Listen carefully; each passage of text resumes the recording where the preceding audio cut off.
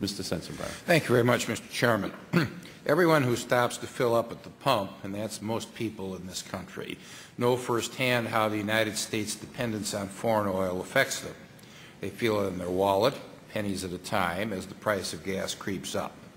And most Americans understand that the price of oil is often influenced by events around the world. I doubt the results of the oil shockwave simulations would surprise many Americans. But I bet many Americans don't realize just how vast the energy supplies are in the United States. Beneath this great nation, there are enough energy reserves to propel us towards energy security. And surely we have the intellectual and scientific capacity to give us energy security that all of us, Democrats and Republicans, desire.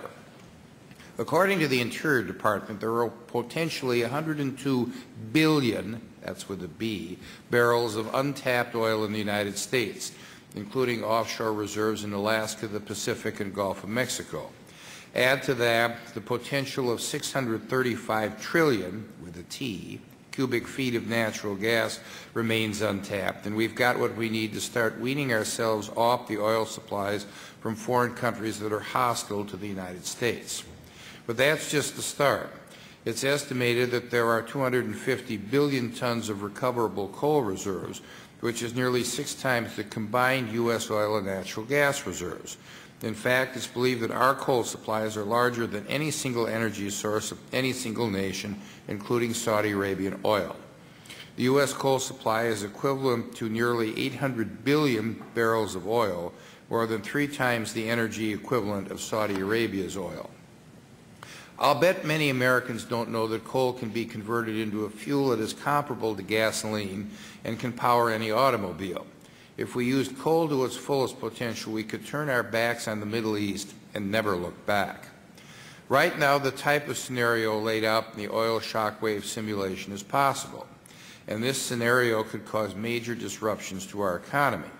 But there are some indications that it might not have the same impact as that of the 1970s oil crises. For every unit of economic output, the U.S. now uses half the energy it did in 1980. Let me repeat that. For every unit of economic output, the U.S. now uses half the energy it did in 1980.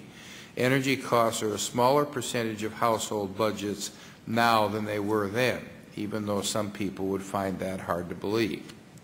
Assessing our own natural energy reserves probably couldn't happen as quickly as an oil shockwave. We should work to change that.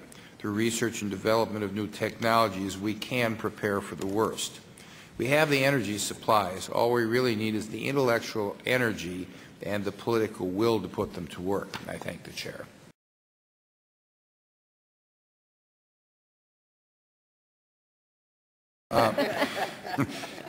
Thank you very much, Mr. Chair. First of all, let me say I shudder to think of the Chair as National Security Advisor. Could you put him in another role, please? And I think we'll all be happier. And looking at how we war game the strategy and what we can do ahead of time, the one question I have is what's the role of Canadian oil resources and oil shale in the West? I know that you can't turn that spigot on as quickly as we'd like, but if we're looking at ways to prevent an oil shock from being extremely severe, that seems to be the most convenient and secure way to get increased oil or replacement oil. The position that the Council took in the report that we released almost a year ago was that the Canadian tar sands resources would be a big part of the problem as soon as they could be done in an energy efficient and an environmentally acceptable way. So we saw that as part of the solution, but our understanding was that the technology was not quite there on those two criteria, so we couldn't count on that, and that, but that the R&D should be put in to see if it's a viable alternative as an alternative source. Similarly, R&D should be put into other synthetic fuels in order to make them part of the solution. So it didn't seem to us, looking across the looking across that alternative as well as others, that there was one that you say had all the right attributes right now to be able to solve the problem, more work was needed?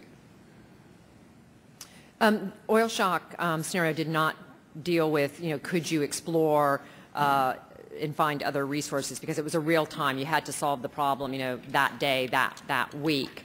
I think SAFE has taken a position on whether or not some of the thoughts you have are viable in the short term, and I share their concerns that in the short term they're probably not. They may also bring with them some other challenges. For example, we need to understand, this is me personally speaking, as someone who is very concerned about greenhouse gas and global warming, what are the repercussions? Are we adding to our global warming footprint? Are we diminishing it? And I think that's something that still needs to be better understood. I think part of the issue is where are the technologies and what are the technologies that we would end up using, because that may have some bearing on what are the emissions. Thank you. I yield back the balance of my time.